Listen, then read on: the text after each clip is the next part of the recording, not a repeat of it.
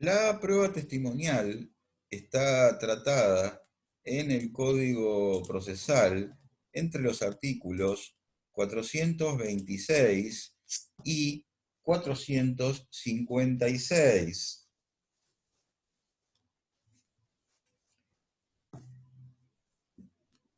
Por definición, aquí estamos aludiendo a un tercero ajeno a las partes del proceso. Observen ustedes que, como concepto diremos, esta prueba, o que la prueba testimonial, es aquella que es suministrada mediante las declaraciones provenientes de personas humanas distintas de las partes y del órgano jurisdiccional acerca de hechos que han caído bajo el dominio de sus sentidos. Noten ustedes desde ahora que, como punto en común con la confesional, es que, como ya planteamos, se trata de declaraciones. Como punto diferente, solo pueden ser sujeto de esta prueba, la testimonial, personas humanas. En la confesional vimos que podían absorber posiciones personas humanas o personas jurídicas a través de sus representantes.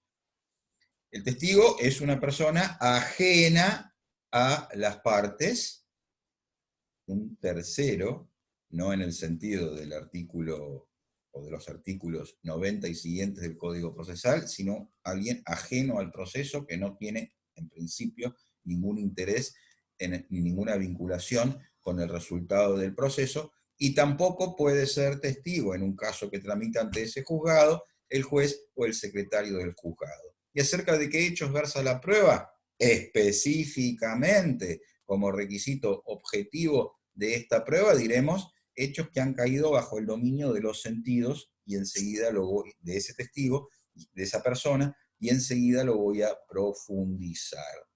Clases especiales de testigos no distinguidas en el Código Procesal. Aquí hay una elaboración de la doctrina. La idea, lo preferente, o preferible, lo mejor, es que quien declara como testigo haya tenido un contacto directo con el hecho objeto de prueba. Es decir, que en el accidente de trabajo se trate de un compañero de trabajo que estaba presente en la obra cuando el operario cayó desde la silleta en el sexto piso al suelo y un compañero lo vio caer. En el accidente de tránsito, la persona que estaba a punto de cruzar la intersección, cuando se produjo el embestimiento del colectivo respecto del peatón que estaba cruzando. Y entonces, esos son testigos de primer grado. Los testigos de referencia o testigos de segundo grado son aquellos que no tuvieron contacto directo con el hecho en cuestión y que tuvieron una noticia sobre el hecho de otra persona. Recibieron un comentario del actor, recibieron un comentario el diariero que se acercó cuando se produjo el ruido del choque, recibió una noticia del choque de un testigo presencial, pero él no lo vio. Esos son testigos de referencia de segundo grado que tienen, ante todo, una calidad probatoria indudablemente menor, por un lado, y por el otro lado, en algunos casos, se directamente restringe o limita su admisibilidad o se declaran inadmisibles. Si ustedes vieron, y si no lo vieron aún, les recomiendo que lo hagan, el video de las audiencias preliminares simuladas, observarán allí el rol, la conducta que adoptó el juez sobre precisamente la admisibilidad de prueba testimonial. Luego, testigos preconstituidos. En general, la idea es que el testigo haya percibido los hechos sobre los cuales luego va a declarar de manera espontánea, pero podría ocurrir que en previsión de que el empleado, cuando concurra al lugar de trabajo, ya tiene alguna idea de que se le va a negar el ingreso a la empresa, concurra acompañado por otra persona, para que luego, si hay un conflicto y hay un proceso judicial, esa persona pueda dar cuenta de la negativa al ingreso al lugar de trabajo. Del mismo modo, cuando el deudor va a pagar el alquiler y prevé que el acreedor, esto es el locador, no le va a aceptar el pago, podría hacerse acompañar por otra persona para que luego el día de mañana eventualmente declare como testigo acerca de este hecho si fuera controvertido. Y los testigos técnicos apuntan al supuesto en que quien presenció el accidente entre el motociclista y el automovilista, a partir del cual el motociclista cayó al piso, impactó sobre el pavimento y sufrió severas lesiones en sus extremidades inferiores, si el primero que lo fue a atender era ese testigo, que casualmente era un médico traumatólogo, él podrá dar cuenta más acabadamente que cualquier persona que no sea médico de la lesión que presentaba en ese momento, cuando lo vio y cuando eventualmente lo auxilió y eventualmente lo revisó ese testigo. No va a actuar como perito, porque va a estar declarando aquello que percibió en ese momento con sus sentidos, solamente que su conocimiento está enriquecido por su calidad de médico. ¿Cuándo se ofrece esta prueba? Ya lo saben, artículo 333 del Código Procesal, igual que los restantes medios de prueba. Ahora, ¿cómo se ofrece este medio de prueba? El detalle es que hay que consignar una lista y los datos de los testigos a indicar son nombre y apellido completo, domicilio, oficio u ocupación y estado civil, idealmente, aunque la norma no lo exige. E idealmente también es conveniente, es menester indicar el tipo de documento, DNI, y el número de documento. Insisto, la norma no lo exige. Y se agregó en el artículo 333 una exigencia en la reforma del año 2002. Es necesario al ofrecer el testigo indicar sobre qué extremos, es decir, sobre qué hechos objeto de prueba, versará esta declaración. Típicamente en los procesos de daños hay dos grandes capítulos. La responsabilidad, es decir, es un testigo del hecho, es un testigo presencial, y la indemnización, es un testigo del lucro cesante, es un testigo de las consecuencias que el accidente produjo en la vida de esa persona.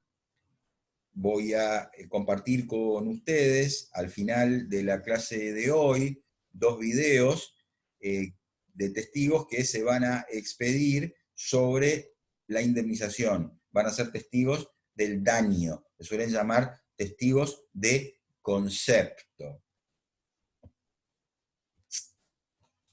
Quedó dicho antes sobre qué hechos versará esta declaración, sobre hechos que han caído bajo el dominio de los sentidos del testigo, que han sido percibidos sensorialmente por el testigo, si bien es muy común que el sentido para la percepción de esos hechos haya sido la vista, podría ser el oído. Imaginen ustedes un proceso donde esté en debate el ruido que excede la normal tolerancia que hace un boliche vecino lindante con el departamento del actor, o eventualmente el sentido del olfato para el caso de un restaurante del cual emanen olores que afecten a los vecinos, por ejemplo, o podría ser también eventualmente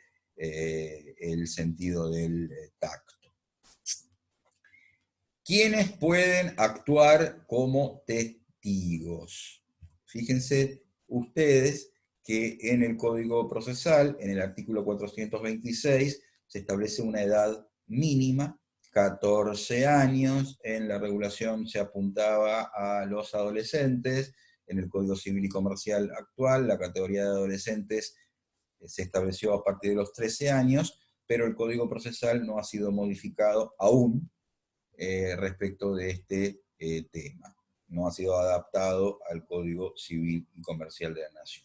Por otra parte, el artículo 427 establece cuáles son los testigos excluidos, remarcando que no podrán ser ofrecidos para declarar como testigos los consanguíneos o afines en línea directa de las partes, ni el cónyuge, salvo que estuviere separado legalmente,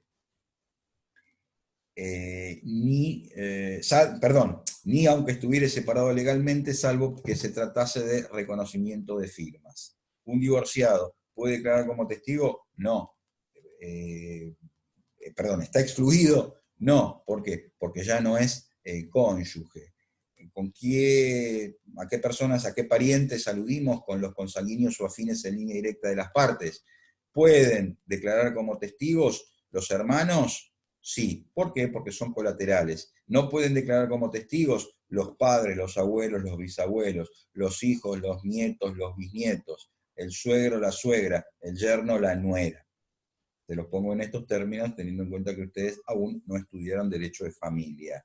Una llamada aquí para los procesos de familia, exclusivamente para ellos, tenemos que contemplar la norma dispuesta en el artículo 711 del Código Civil y Comercial de la Nación, que no ha sido lo suficientemente claro y que para una parte de la doctrina permite que las personas que acabo de decir que no pueden declarar, eventualmente declaren, salvo que se opongan, y para otra parte de la doctrina, de todos modos, no pueden declarar.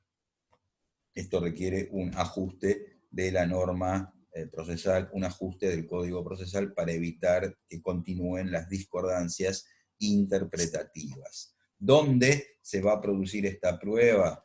Como regla en la sala del juzgado, pero no en la forma que ilustra esa imagen que corresponde a la serie norteamericana, que corresponde a una película, pero la distribución física en un acto de una audiencia en nuestro régimen indica que delante del testigo está el juez o el secretario o quien esté tomando la audiencia. Y detrás del testigo estamos ubicados las partes y los letrados. Esa es la disposición física en una sala de audiencias real hoy en día. ¿Dónde declara el testigo? Como regla en el juzgado, excepciones. Domicilio del testigo para el caso de enfermedad por aplicación analógica de lo que expliqué antes, referido a la prueba confesional 418-419, es decir, el testigo tiene que justificar que no puede desplazarse al juzgado con un certificado médico para que eventualmente todos nos traslademos a su domicilio para que se desarrolle allí la audiencia. Tampoco lo voy a aplicar en mi larga experiencia profesional. Segunda variante, el testigo puede declarar en la sede del juzgado o tribunal que corresponda a su domicilio cuando ese domicilio está ubicado fuera de la Ciudad Autónoma de Buenos Aires, a una distancia, ya no los 300 kilómetros mencionados para la prueba confesional, a una distancia que sea superior a los 70 kilómetros.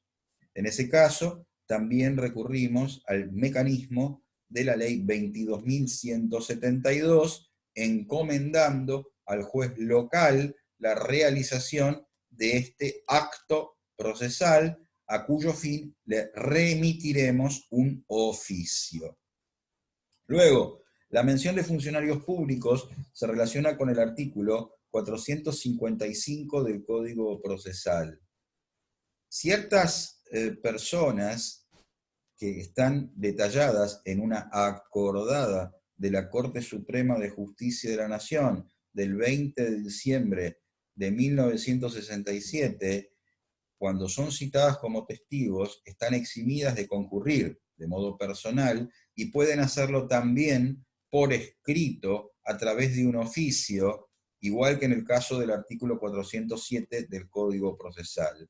La enunciación es larga, voy a nombrar solo algunas categorías aquí comprendidas. Presidente de la Nación, vicepresidente de la Nación, ministros o ministerios que integren el Poder Ejecutivo, secretarías o secretarios de Estado, jueces, integrantes del Ministerio Público, altas autoridades de las Fuerzas Armadas, altas autoridades policiales, altas autoridades religiosas, luego en el marco del poder legislativo, diputados, senadores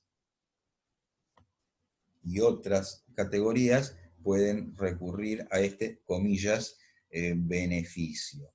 Y el último supuesto se verifica en conexión de esta prueba con la de reconocimiento judicial o inspección ocular, que veremos en la próxima unidad, artículo 479 del Código Procesal, cuando para la eficacia del testimonio se juzgare conveniente que el testigo preste declaración en el lugar donde ocurrieron los hechos, podrá desarrollarse allí este acto procesal.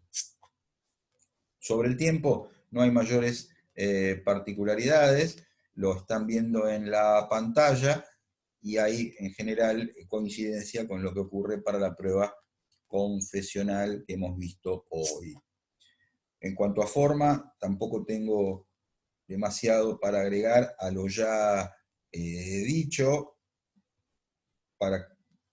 no agrego porque quiero que podamos avanzar con los puntos siguientes que marcan diferencias especialmente entre la prueba confesional y la prueba testimonial. Entonces, en el punto actos procesales tendientes a la producción, el paso número 1, como ya vimos, en la audiencia preliminar, si el juez declara admisible la producción de esta prueba, fijará audiencias para la declaración de los testigos. ¿Cuál es el número máximo que autoriza nuestro Código Procesal?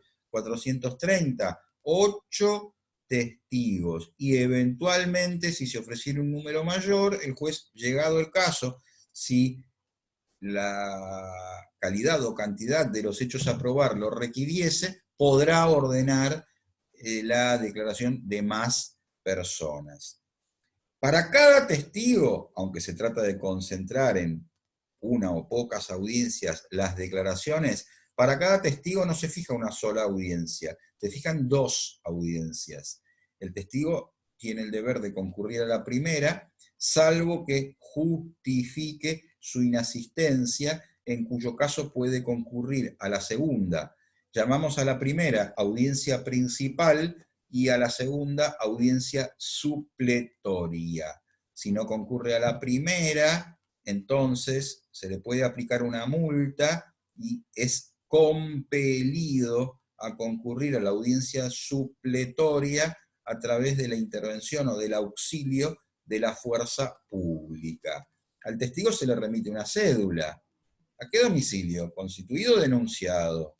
¿Al domicilio electrónico o en soporte papel?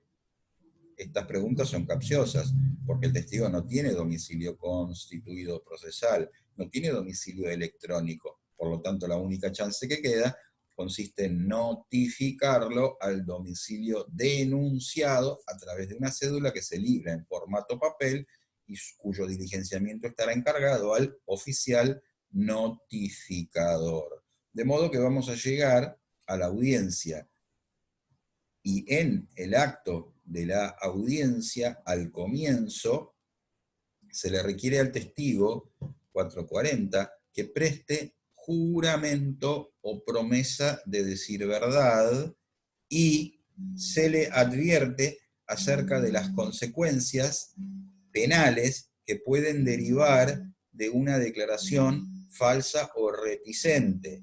Aquí se alude a la previsión del artículo 275 del Código Penal. El testigo que en su deposición o en su declaración ante autoridad competente afirmare una falsedad, omitiere o callare la verdad en todo o en parte, será reprimido con prisión de 1 a 5 años. Luego ingresamos al interrogatorio preliminar, que se conoce en general, o que se conoce como las generales de la ley. ¿Por qué generales? Porque es 440, 441. ¿Por qué generales? Porque se le hacen a todos los testigos. ¿Por qué de la ley? Porque en el artículo 441 están detalladas una a una. Tomen la norma y van a advertir que en primer lugar le pedimos al testigo nombre, apellido, DNI, estado civil, domicilio, oficio o profesión. Luego le preguntamos la edad y le preguntamos si tiene alguna relación de parentesco con las partes del proceso y en su caso cuál. Estas preguntas, que surgen específicamente de los incisos primero y segundo del artículo mencionado, tienden a verificar si se trata del testigo oportunamente ofrecido y si esa declaración resulta admisible, es decir, autorizada por la ley, puesto que si se tratara de una persona de 13 años de edad al momento de la declaración, o del suegro del actor o del demandado, la declaración no podría continuar porque es inadmisible. En cambio, los restantes incisos de esta norma, los posteriores incisos de esta norma, apuntan a preguntar si el testigo es amigo o enemigo de alguna de las partes, si es acreedor o deudor de alguna de las partes, si tiene relación de dependencia con alguna de las partes, si tiene alguna otra relación de parentesco con alguna de las partes, si tiene un juicio pendiente con alguna de las partes, si tiene interés en el resultado del pleito, o si tiene algún otro género de relación con alguna de las partes. Todas esas preguntas, supongamos que el testigo contestara que sí a todas, tengo interés, el actor me debe plata, al demandado yo le debo plata, tengo relación de dependencia con uno, tengo interés en el pleito, etcétera, etcétera, etcétera. Si contestara que sí a todas esas preguntas del inciso 3 en adelante, la declaración de todos modos sería admisible, pues todos esos aspectos se relacionan con la calidad del testimonio, con la fuerza convictiva, con la valoración que el juez hará en el momento de dictar sentencia, pero el testigo puede declarar. Fíjense aquí algunos fallos que les muestran a ustedes cómo estos temas son tratados en la jurisprudencia. ¿Qué ocurre con los amigos de Facebook? En este fallo se concluye que no son atendibles los planteos realizados por la demandada, cuestionando que uno de los testigos que indicó haber visto al actor prestar servicios en el club accionado es amigo de Facebook del actor. El planteo era para quitarle fuerza convictiva, pero no se lo consideró comprendido por las generales de la ley. Dije antes que los cónyuges no pueden declarar. ¿Y qué ocurre con los convivientes? En este fallo, y esta es una cuestión de interpretación, se dice que como el cónyuge se encuentra excluido, si de la declaración surge que la testigo es pareja del actor desde hace 8 años, ello resulta asimilable a las causales de exclusión enumeradas en la norma citada, en el 427. Por otro lado, ¿qué ocurre si tengo juicio pendiente? Esta postura jurisprudencial que comparto con ustedes dice que ello por sí no invalida sus dichos. Acá hay una cuestión de interpretación, debe interpretarse con mayor rigurosidad. Pero fíjense que estas cuestiones se discuten en la jurisprudencia, porque otro fallo dice, el hecho de que el testigo tenga juicio pendiente contra la demandada no basta para descalificar el testimonio, sino que en todo caso hay que apreciar sus manifestaciones. No se trata de un testigo excluido. Aquí decíamos, no, aquí también decíamos que no se trata de un testigo excluido, en definitiva hay matices, pero lo importante es la ponderación, la apreciación, no la cuestión de admisibilidad. No hay inadmisibilidad aquí. Un testigo que tiene relación de dependencia puede declarar. Este fallo dice, los testigos son o han sido dependientes del empleador y ello no necesariamente los conduce a incurrir en falso testimonio. O sea, a priori sí pueden declarar aunque tengan juicio pendiente. Otra vez, cuestión de ponderación, cuestión de apreciación. ¿Cuáles son los requisitos de las preguntas? Vean ustedes 442, 443 del Código Procesal, están desarrollados en la pantalla. Algunos son comunes con los requisitos del 411, fíjense, tienen que estar redactadas las preguntas, no las posiciones ahora, de manera clara y concreta. Esa es común. Luego, además tienen que estar referidas a hechos controvertidos, esa también es común. Pero las principales diferencias, y el otro punto en común, deben estar referidas a un solo hecho, específicamente, deben estar formuladas de modo tal de poder ser contestadas con un solo hecho. Y no podrán contener referencias de carácter técnico, ni ser ofensivas o vejatorias para el testigo. Pero lo principal que marca la diferencia con los requisitos de las posiciones, no deben estar formuladas, no deben estar redactadas en términos afirmativos, está prohibido eso. En cambio, las posiciones debían estar redactadas de manera tal de poder ser contestadas por sí o por no.